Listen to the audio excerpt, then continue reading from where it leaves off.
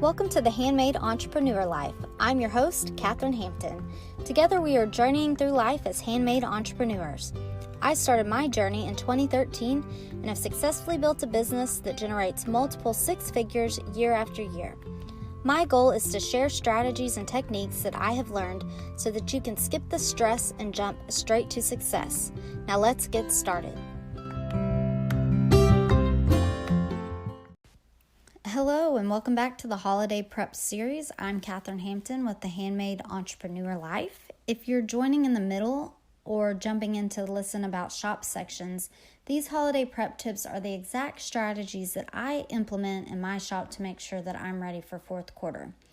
These are the things that I do each year as I guess you would call it like a quick tune-up to be sure that I have everything in the best shape possible so that my customers have the best shopping experience possible, and then hopefully will turn into repeat customers after the holiday season for whatever they may need throughout the year.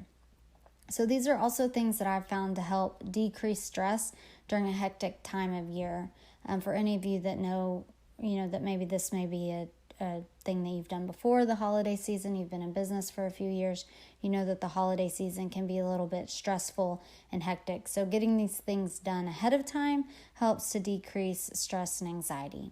So my goal is to help you improve the productivity, to increase your sales, and to decrease stress. So these lessons are Etsy specific because the majority of my listeners do sell on the Etsy platform, but the basis of each lesson and kind of the general idea of these lessons can be applied to any of the platforms that you sell on.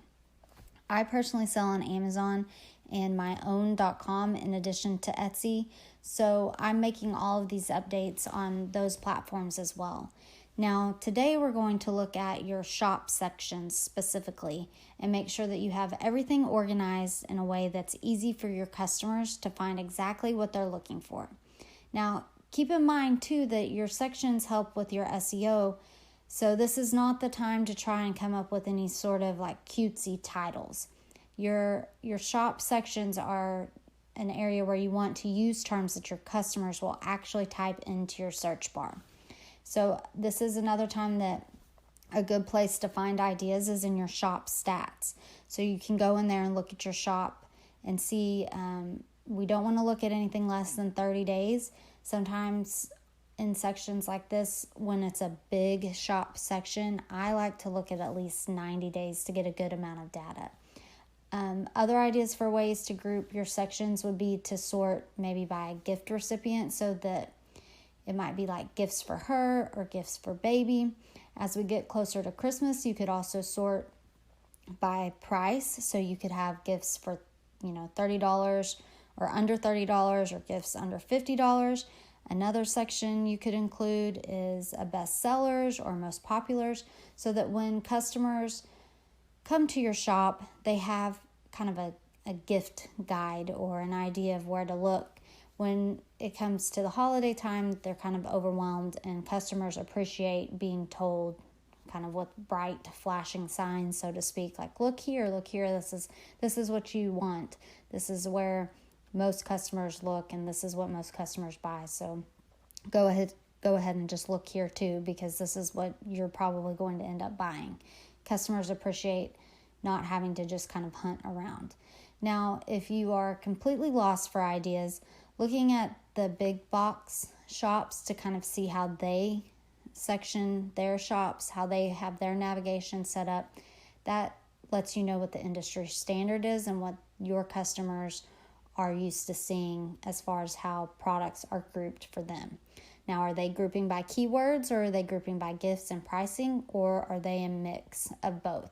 This can give you a better idea of where to start and what is expected in your industry by the customers who are shopping in your industry.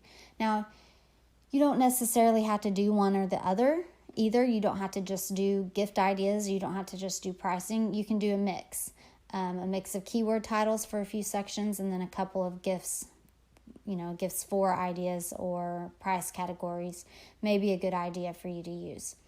We're just getting a head start on the holidays, so we have a little bit of time to test and tweak before the holiday rush to see what your customers like. Now, you don't have to be afraid to try something new and then change it if you find that something else will work better for your customers. You may find that the customers really like the gifts for categories, and you might want to add a few more.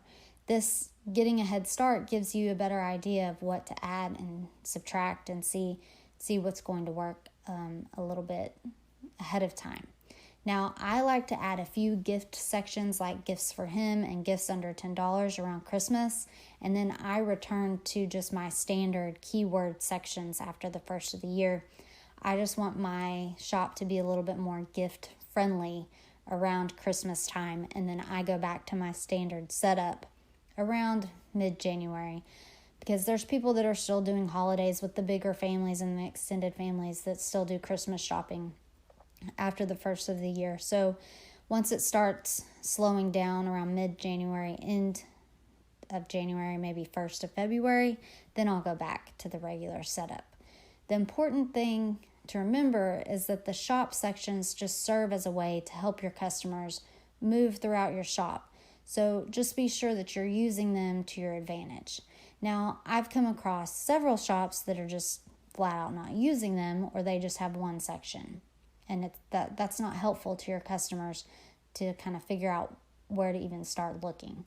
So just make sure that you use those shop sections to encourage your customers to keep looking within your store.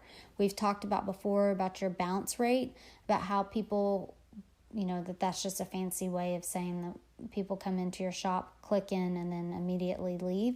If you have shop sections to encourage them to click around, that helps to keep your customers in your shop longer, which is going to make them stay in your shop longer, and then that's going to be more likely that they are to purchase. So that's your homework for today. Look over your shop sections, decide what your customers are going to be most likely to search for, which again, that can be found in your Etsy shop stats, and then determine from there what makes sense as far as grouping, what makes the most sense for your customers. Now, if you want any feedback on your shop section names, please feel free to post in the Facebook group. I'll post a link in the show notes. And if you're finding this challenge helpful, please take a screenshot of the podcast show photo, getting my words twisted today, and post it to Facebook, Twitter, or Instagram so that we can help as many handmade entrepreneurs as possible get ready for the holiday. Now, please don't forget to hit the subscribe button as well so that you're notified when the next episode is available. And as always, thank you so much for joining me today. I will talk to you tomorrow. Bye.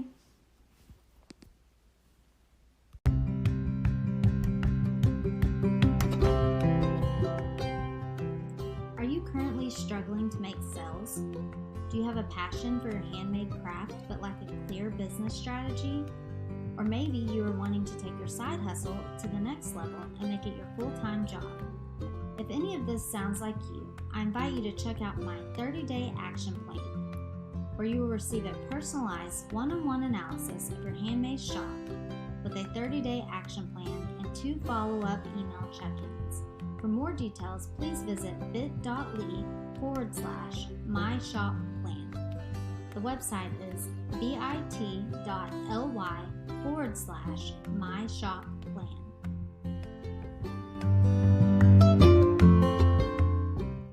The podcast you just heard was made using Anchor. Ever thought about making your own podcast? Anchor makes it really easy for anyone to get started. It's a one-stop shop for recording, hosting, and distributing podcasts. Best of all, it's 100% free. Sign up now at anchor.fm/new. That's anchor.fm/new to get started.